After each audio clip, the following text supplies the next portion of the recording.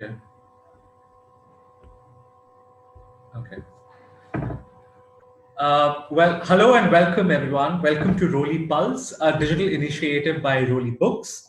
I am Chirag Thakkar, commissioning editor at Roli Books. Thanks for joining in. We're going live right now via Roli Books' Facebook and Twitter. So wherever you are watching this, thank you for tuning in. And this is in association with Scroll.in, and it's also live streaming on the Scroll Facebook page. We're going to be talking about political dynasties in the age of Modi. Now, as many of you know, one of the conversations in India that has been on in the previous decade and is likely to be here for this decade at least is what future do political families and dynasties have in the age of Modi? People have been, this conversation has been on as to what the Congress needs to do to revive the party, whether the old guard has to step down, what are the ways in which a party can be built from scratch or reinvent itself from a bottom up instead of having a top down approach, and whether the intra party democracy the BJP has been so proud of and has always boasted about, can it really boast about anymore in the age of Modi? Joining us on this very exciting, provocative conversation are biographers, all of them Roli authors, and they're going to be in conversation with Priya Sahgal. So we have with us Rasheed Kidwai, who is the associate editor of Telegraph and writes exclusively on Indian political history. He has to his credit books on the Indian National Congress as well as on Sonia Gandhi, and is working on his forthcoming book, The House of Scindias, to be published by Roli Books later this year. Joining us also is Javier Moro, who is a Spanish writer known for his best-selling book Passion India and The Red Sari, a dramatized biography of Sonia Gandhi. In 2002, Javier received the Christopher Award in New York for his book Five Past Midnight in Bhopal, together with his co-author Dominique Lapierre. We also have with us Vaibhav Purandare, who is a senior editor at the Times of India and the author of critically acclaimed books such as Sachin Tendulkar, a definitive biography, as well as Bal Thackeray and the Rise of Shiv Sena, published by Roli Books. These lovely speakers are going to be in conversation with Priya Sahgal, who's been a political journalist for nearly 3 decades. She is senior executive editor at NewsX and is also the writer of the critically acclaimed book, The Contenders, Who Will Lead India Tomorrow, which profiles some emerging political leaders who are likely to dominate the Indian politics scene in decades to come. So welcome Rasheed, welcome Javier, Vaibhav and Priya. I do hope you enjoyed this conversation. I'll just hand over to Priya now to get it started. Well, thank you, Chirag, and also thank you, Roli Books, for curating this conversation, which I think I am looking forward to. It's going to be a very interesting chat.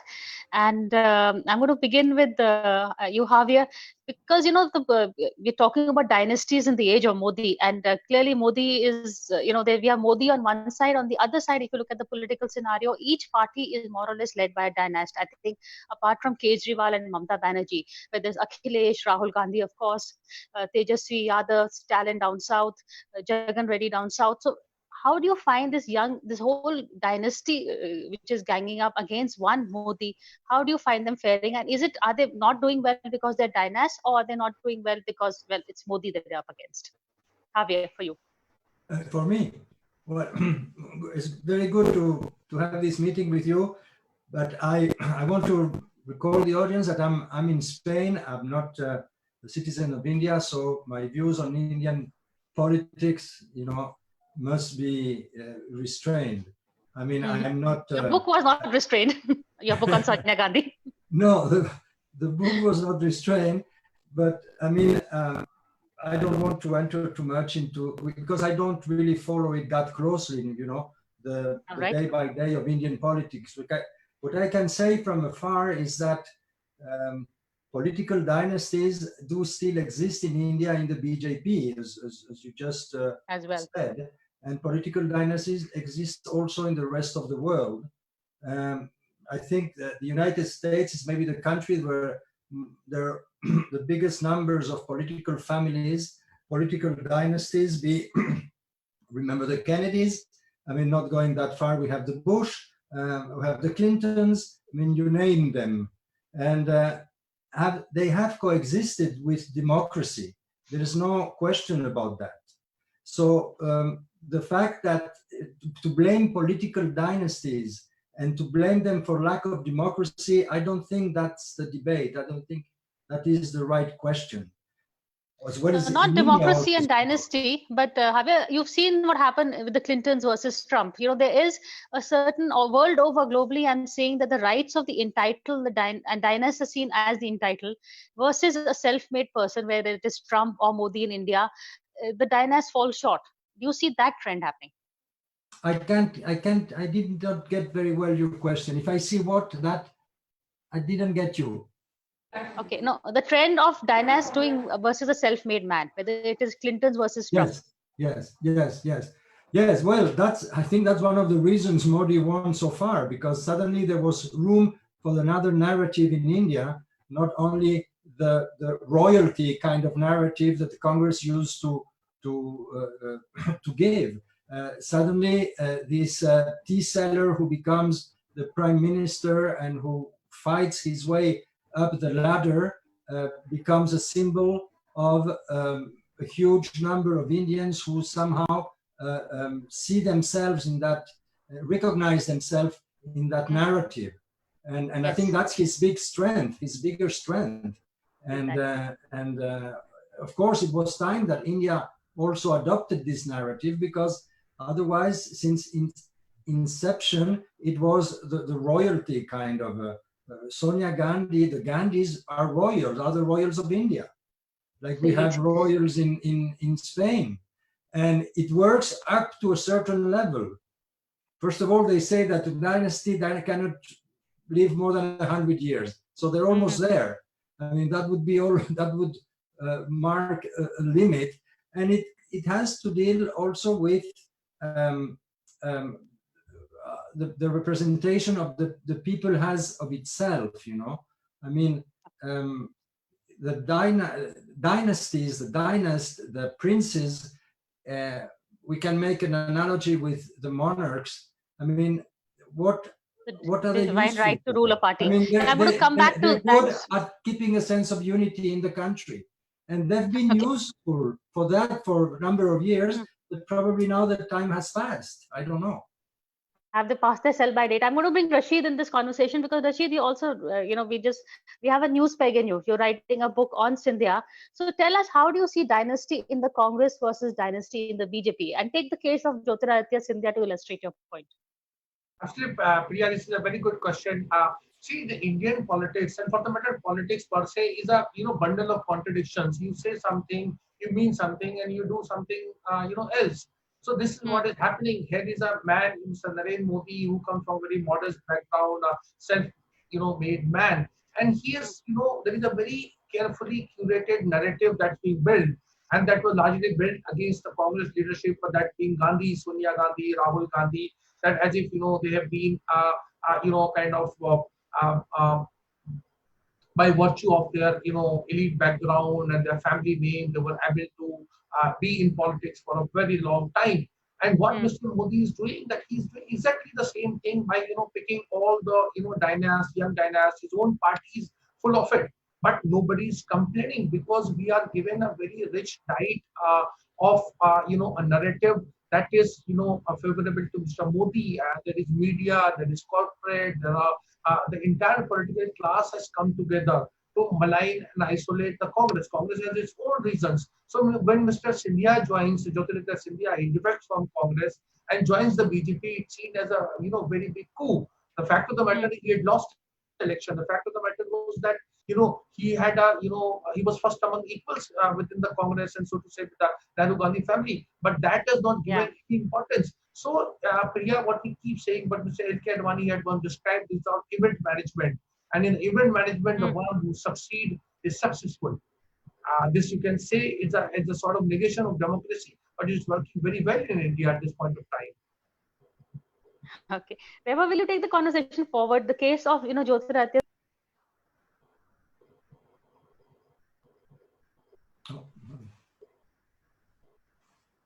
in the BJP and not so well in the Congress, and not so well in the BJP. Sorry, your voice is breaking. I can't Yeah, hear I was you. just saying. Sorry, can you hear me better now? Yes. Okay, the case of Scindia, if you can take it forward, and we talk about Dynasty as a large in India, but Dynasty has a different place in BJP and it has a different place in the Congress. It's interesting. I mean, it's part of Congress. I don't think it's totally part of BJP. And BJP, as Rasheed said, Yeah, now I can. Now I can. you use the dynasty to feed the political narrative, but at the core, there is not a narrative of a dynasty.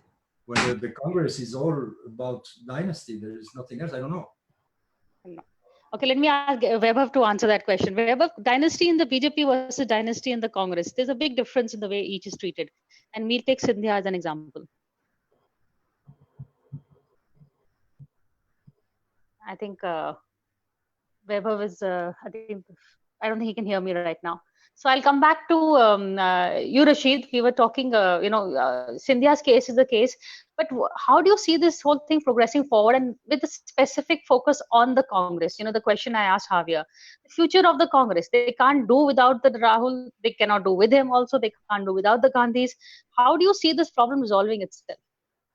See, in the case of Congress is not able to understand. See, the whole concept of in democratic polity, there cannot be just one person, one family, one branch of family ruling or calling shots. What the BJP is being very carefully able to make a distinction that there is about 30% or 25% or whatever BJP elected representatives, maybe second generation, third generation dynasties, but they are not, it is not inevitable that, the party presidentship or office of prime minister or any important post would go to a dynasty. You look at the case of Maneka Gandhi and Sanjay Gandhi.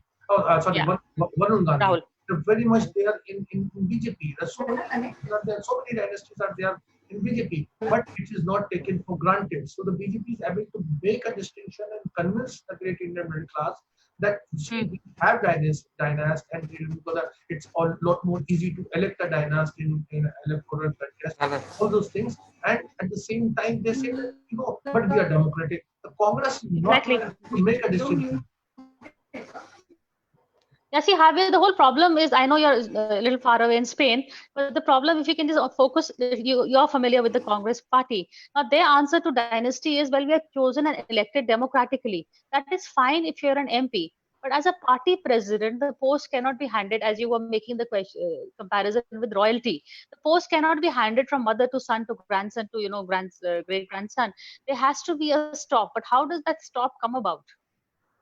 Well, I don't know, because I mean, the Congress was a very democratic party in its beginnings, and then it changed, and it became a machinery that nobody knew very well how the decisions were being made. Of course, there is a contradiction between these dynasties that inherit so-called inherit power. But in fact, I mean, Indira Gandhi won the elections many times. Even Sonia Gandhi won the elections in 2014. They won elections as an MP, as a member of parliament. Also some merit, but there are no elections to the post of the party president. Or if they are rigged, as Rasheed will tell you, that smile of his will tell you. Yeah, no, but what I mean is that there must be merit also in that. Otherwise it wouldn't work. It's like in the political dynasties in the US. I mean, it's not a problem in the sense that every American citizen believes in the integrity of the state. So those political dynasties can function if at the end of the story you have somebody who is able to deliver. Now, when that delivery doesn't come, when that meritocracy doesn't work, then the whole business of these political dynasties start falling apart. I think that they work, but up to a certain limit. Today, we're not in the age of absolute monarchs, and you don't inherit your post if you are totally dumb because it doesn't work. They will throw you out. I don't know about that, but Vaibhav, good to have you back on the conversation. Yeah, I'm sorry. I just lost The connection. link got lost. Yeah. So a dynasty is as strong or as good as its last link. So Congress was strong when Indira Gandhi was there and weak when Rahul Gandhi is there. Why is it? So how many generations do you think a dynasty lasts? The first generation lays the foundation of the dynasty. The second one builds on it. Blah blah blah. Till when does it be strong? And is it char ke baad enough, or is there such rule or no such rule? See, that would depend on the system of patronage that a dynasty controls. In an Indian setup, that system is quite powerful. And in fact, it was very powerful in the first 5 decades of India's independence, where you depended on the state entirely for all your resources, for every sort of thing that you needed. Now, post liberalization, that is no longer true, but still, state largesse continues, and a lot of people continue to be dependent on that. So long as people continue to be dependent on state patronage, dynasties will have a good time. But the moment people have more, there is more asset creation, people have more rights, people have more control over their lives, I think dynasties will become more and more accountable. And if politics stops paying, now at the moment politics pays the dynasties a lot, and that is because there is concentration of power and there is concentration of the power of patronage as well. The moment that power is reduced, you will also see dynasties either disappearing altogether or reducing in number, because politics will not be such a paying thing. The other thing is to make dynasties more accountable, and that can be made not just by voting once in 5 years, but by bringing in more direct democracy at various levels, so that a dynasty feels accountable at all times and not just, once in 5 years. And also, I think we can start by holding proper inner party elections, because most of dynasties just inherit the job. Absolutely. So we do not have proper inner party democracy. Number two is that the odd thing, the paradox about Indian politics is that even parties which have come to power or have grown on the basis of an anti-dynasty plank have developed their own dynasties. The Thakres are a prime example in Maharashtra. Lalu Prasad Yadav is an example in Bihar. And even Mamta and Mayawati have a niece. Somebody mentioned Mamta Banerjee's name. Actually, Mamta also represents a dynasty because her nephew is also powerful, in a way. So there is this great paradox that people who apparently represent non-dynastic elements also ultimately end up having their own dynasties and perpetuating dynastic rule. Now that will end once the system of patronage is considerably weakened. And once, we have, say, for instance, a right to recall, for an MP, or once electronic petitioning to the government becomes more and more healthier, and politicians are held more and more accountable. I think that will start happening. So we have to stop this idea of democracy being a once in a 5-year, vote kind of exercise. Okay. That is a very severe limitation which enables unhealthy dynastic rule. Now, nobody is saying that dynasties have no right to participate in democracy, not at all. But they have to be judged on the basis of their performance, ability, and also commitment to public life. You cannot have it only by virtue of your birth. I mean, don't be a shoot and scoot politician. I think Rasheed knows exactly who I'm talking about. But then Rasheed, there is one man who defies this rule, Arvind Kejriwal. He's got no grandson, nephew waiting in the wings. He's also the one-man force who has given Modi a run for his money. He also claims to be, as much as Modi is a chaiwala, he's also a man who's come up from the grassroots. So is Kejriwal, do we need a model like Kejriwal and Modi is the future rather than Rahul and Akhilesh?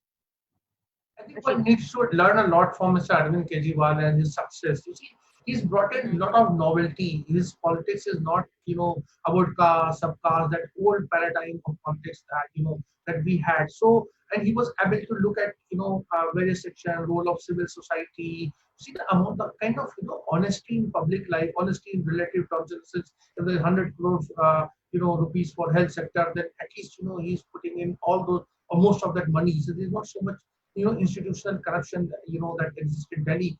That point that Vaibhav was making was very, interesting and valid. I think, see, at one level, we keep hoping that in democracy will throw up a lot of, new faces, accountability and all that. But on the applied side of politics, where, I as a political reporter see it, that is, actually, existing system works a lot. You look at, the success of Naveen Patnaik.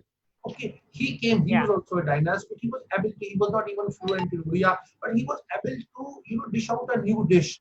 And that is something, that Odisha took it, and till now, he's been very successful.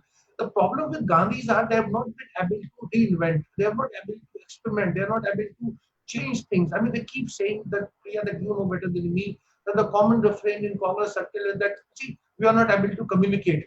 So what do? You have a communication head of Congress party, who has not been changed since 2014.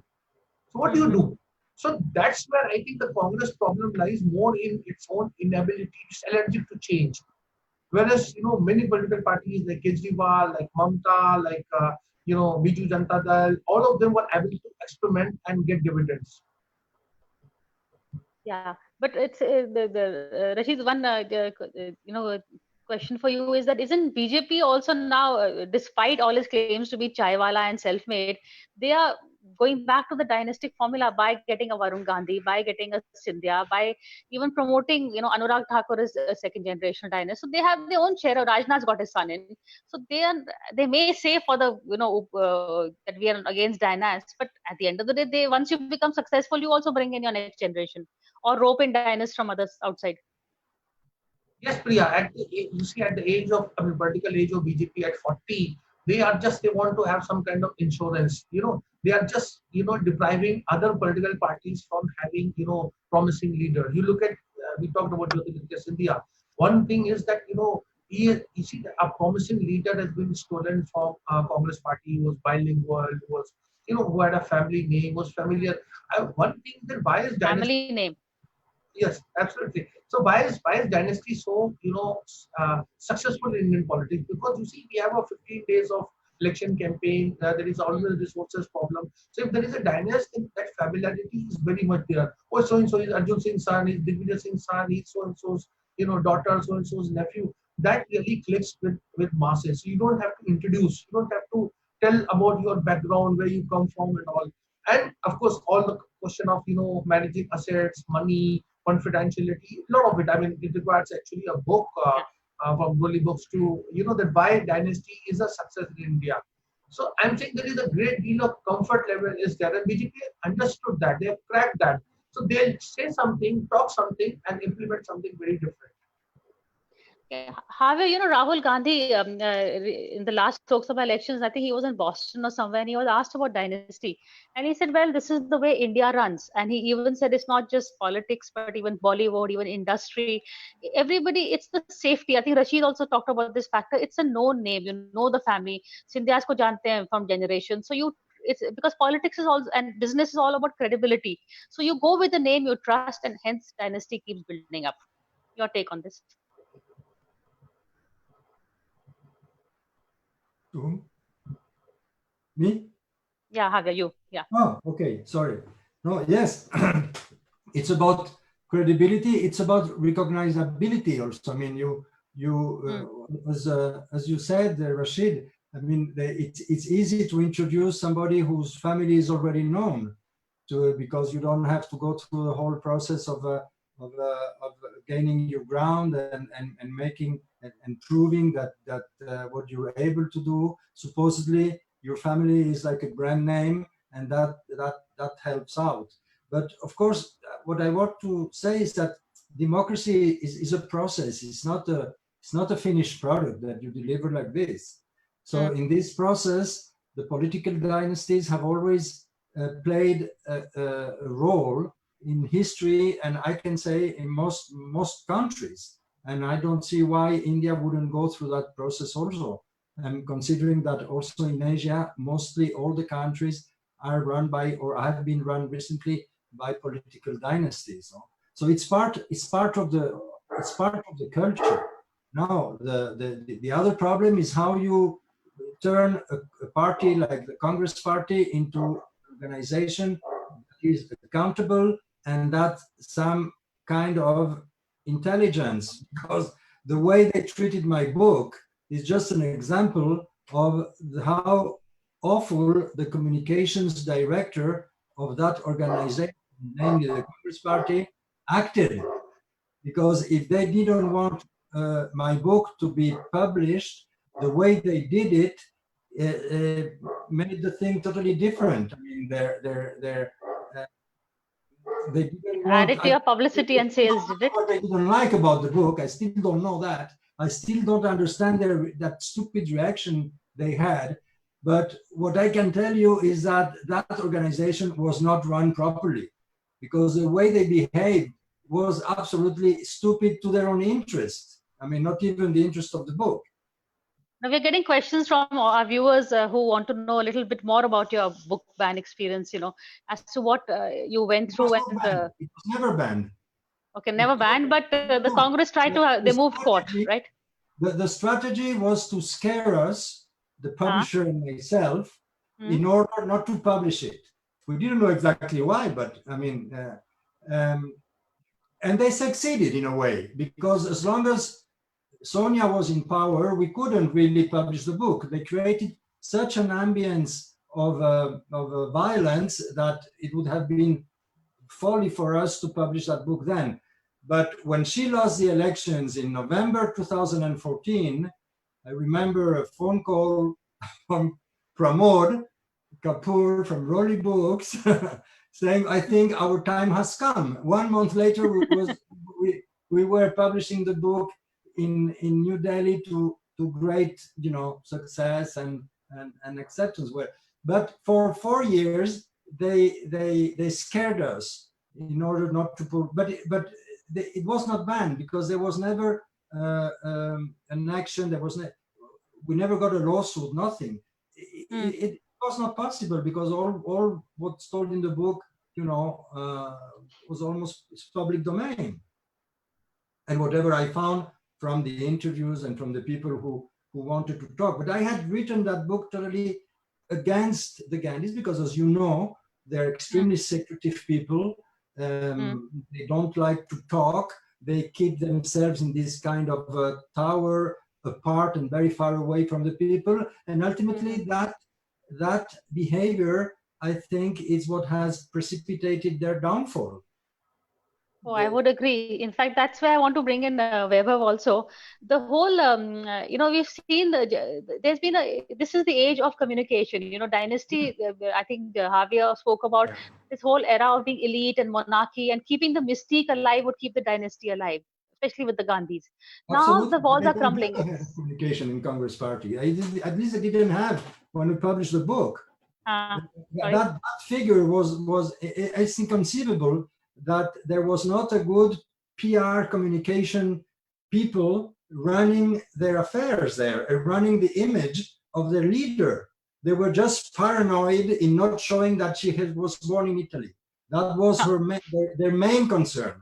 They didn't care about anything else. Just, no, she's Indian. Okay, I know she's Indian. I mean, nobody's not saying she's not Indian or feeling like an Indian, or that she didn't marry with an Indian and behave.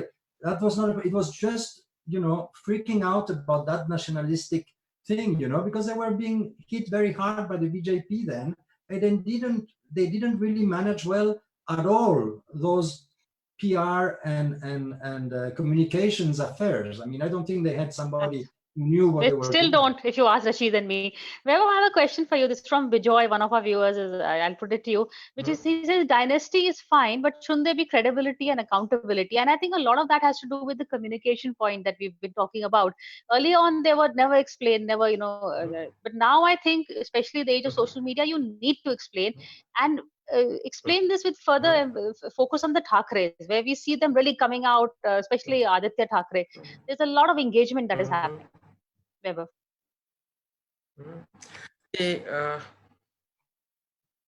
Well, with the Thakres, there is another paradox. The engagement is happening on social media, but what level of engagement is happening on the ground hardly anybody knows, because the engagement seems to be happening only inside Matushri or the chief minister's chamber in Mantralaya. So this is another form of dynastic autocracy. This is again not democracy. This is good PR.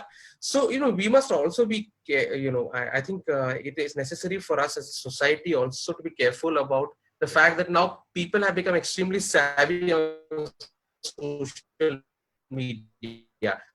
Is that equal to proper political communication? Really? No. I think Accountability there's a slight is, echo. right? I've lost. That So that is the yeah. important bit. Now, Vaibhav, your audio, I'm that losing your will audio. You need to come in just only when you will make the elected representative accountable. Now, how do you?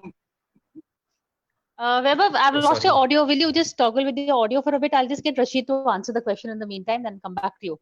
The question was on accountability. The Hello. main reasons, Rasheed, there should be, we need more accountability and more communication, really. It's something I think maybe the next gen dynasty, some of them have realized. Rahul Gandhi, I don't think has. But, the problem is that you need to be more transparent and communicate more. That's a lesson that these guys need to learn, right?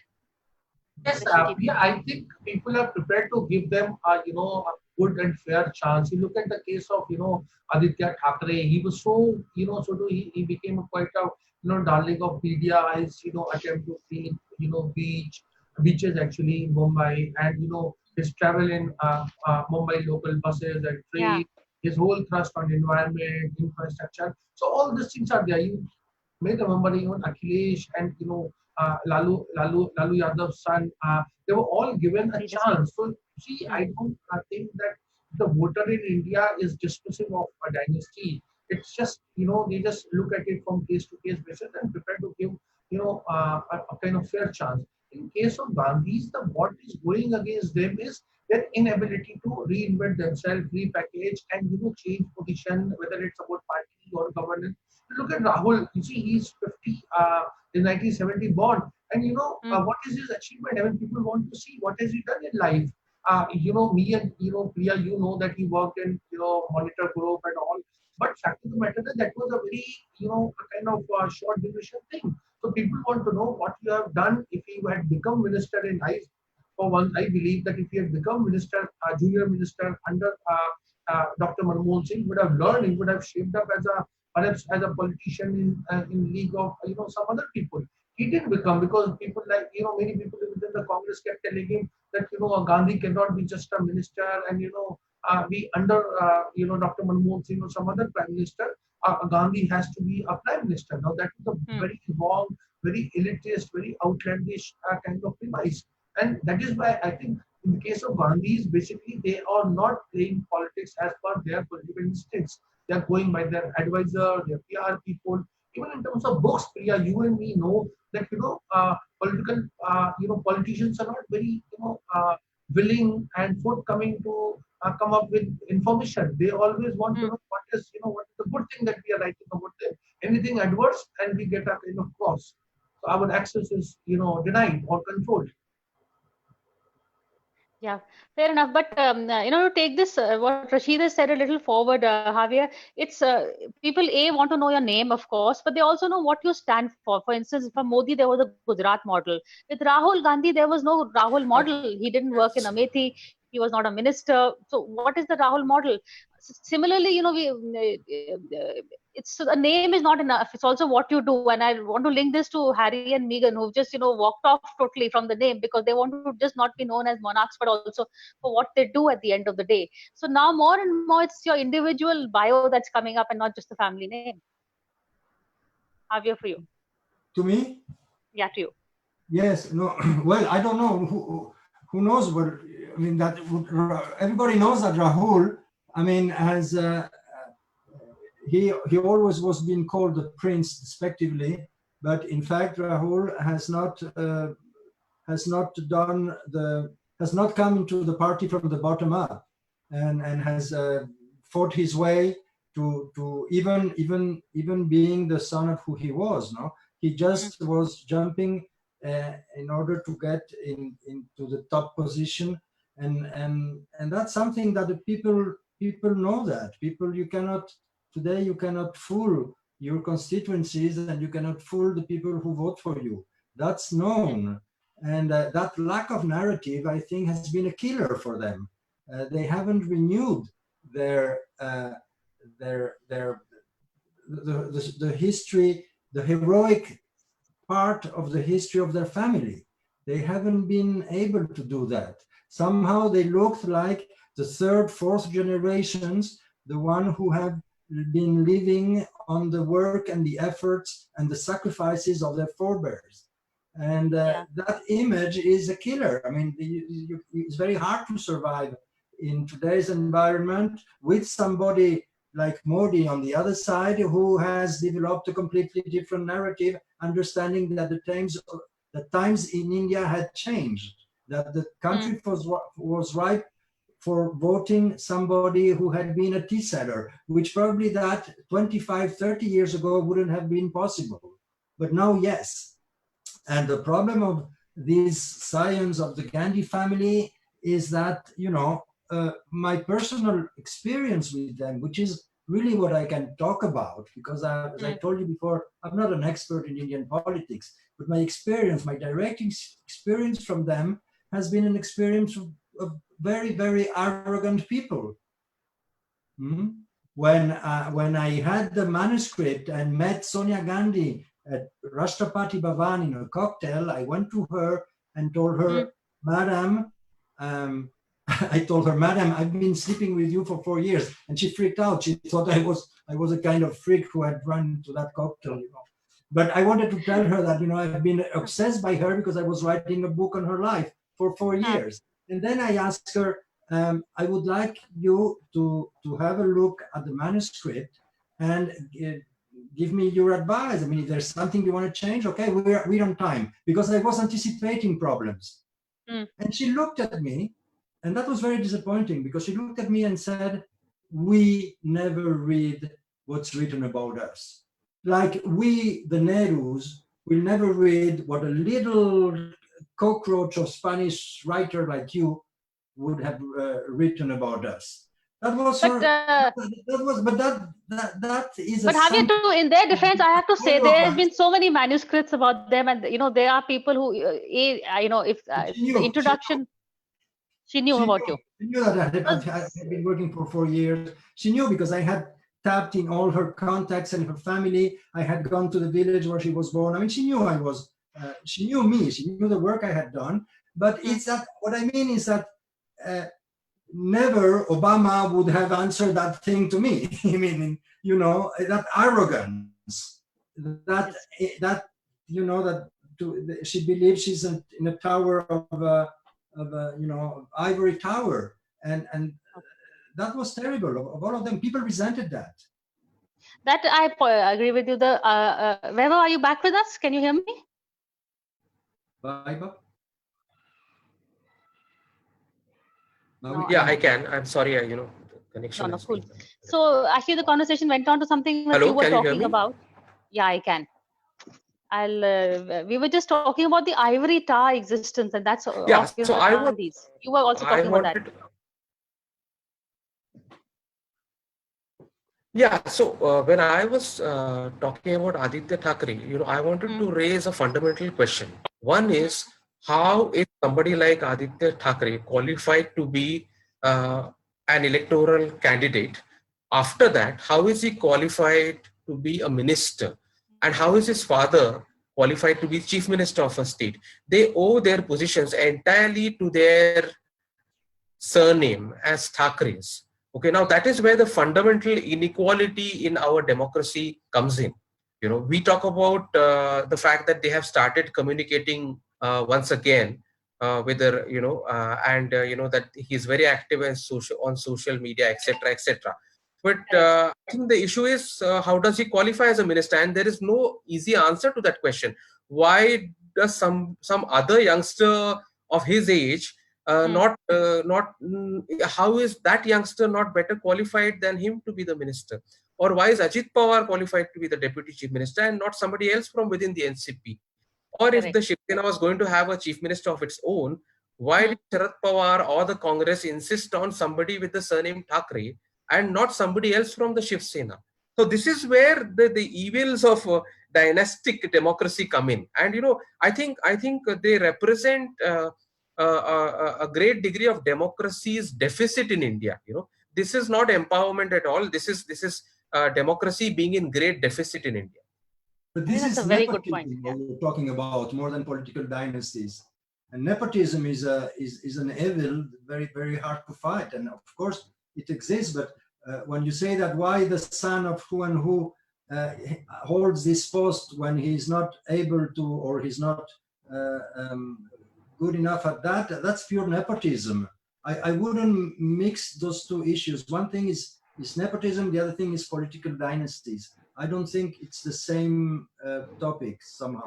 Nepotism is very much a part of what political dynastic rule results in, because that is the only way this guy could have got a ministership, or Uddhav Thackeray would have got the chief ministership, or how 5 members of the Deve Gowda family get to contest an election in Karnataka, the same election. There are 4 or 5 members of the same family. This is nepotism. Or as we saw during the 2G scam or the Spectrum scam in India, it is members of a certain family from southern India, a political family, enjoying all kinds of benefits. So dynasty and nepotism are interlinked. Absolutely, you have correctly raised the issue of nepotism, but we cannot really disconnect it from the issue of dynasty at all. And in India, it is very closely linked. And this is not only of politics in India, but of business in India, of Bollywood in India, and also perhaps increasingly of cricket in India. Well, cricket is really very, I think if you're not capable, that comes out faster than any other playing field. No, but the problem is then you get to play at least 1 or 2 test matches, and then you get your foot in the door. And then you get the BCCI's handsome pension for the rest of your life. And you also get the stamp of being an India cricketer, people who played for India. So that, that is not a small matter at all. So you're absolutely right. It's about access. It's about ease of doing business, which is why Sharad Pawar prefers Uddhav Thackeray to somebody else as chief minister. So it's totally right. I'm going to wrap this up with giving Rasheed also the last word on, I want to bring the topic back to Scindia's, because, we've seen how Jyotir was not treated well in the Congress, but he's gone back to a party which was founded by his grandmother. At the end of the day, the Rajmata Vijayaraja Scindia did have a role in foundations of the BJP. Yet he is still finding his feet. He's barely seen in Madhya Pradesh. That he has no say. He has less say in Shivraj Singh Chauhan's government than he did with Kamal Nath's government, I would say. I think, Priya, as far as Jyotiraditya Scindia is there, he has a role. The BJP has a role for him. And the goal is to, to take on Mr. Rahul Gandhi. He's his friend. You see, I have been saying that, Scindia's defection and all has very little to do with Kamal Nath or Digvijay Singh and Madhya Pradesh politics. It's aimed at, the BJP is very good. BJP knows that one day this cycle of, them being on the ascendance will fall. And on that day, when it becomes like Congress versus BJP, kind of relatively even fight, Mr. Jyotiraditya Scindia, in BJP's assessment, has a potential to damage, to take on Rahul Gandhi. And Mr. Scindia has gone willfully, for this kind of role. It's a very interesting ploy. You see, one way is that we take a moralistic and ethical value of, politics is bad, dynasty is bad. One is, and I see it, it's a very happening, very participatory thing. And that's the beauty of Indian democracy. That we have so many contradictions, but yet at the end of the day, we are a very vibrant democracy. Okay, I'm going to give Vaibhav the last word since you missed out a bit of the conversation. Will you look at Jyotiraditya Scindia because of his surname or because of Scindia for what he is, a Harvard grad, someone who's worked in the private sector and now in the public sector, or because he's a Scindia? So let's see what he's all about. Well, his sole qualification is so far has been a Scindia. He's being a Scindia, and there is nothing else. His contribution has been very little. He could not even win the Lok Sabha election last year. just as Rahul Gandhi could not win it from Amethi. So, see, Indian democracy is gradually changing, and it's changing for the better. People increasingly do want accountability. So, while I may be complaining about the Thakres in my province of Maharashtra where I live, it is also a fact that they have had to accept public office now, which is also a sign of democracy getting more and more healthier. So, I agree with Rasheed that Indian politics is full of contradictions. We cannot wish away dynasties, but at the same time we have to start demanding accountability and responsibility and performance and a certain commitment to public office from them. It's not that okay, I'm a Scindia, so I should get elected. It cannot happen like that anymore, and increasingly it's not happening like that anymore. It won't go away one fine day. It will go away. It will take time, perhaps a few decades, but yeah, the process has begun, and that's a good thing. Well, on that note, I think thank you so much for this very interesting conversation. I think it's really an one of the contradictions that India lives with, the largest democracy, where dynasty and the democracy exists side by side. Let's see where this takes us, because don't forget, this is the age of Modi, and anything can happen, and is happening rather. But thank you so much for this conversation, and do follow Roli Books on Facebook, Instagram, Twitter, and also keep looking for more such events from Roli Pulse. Thank you all for this conversation. Thank you, Priya. Thank you, everybody. Thank you to Roli.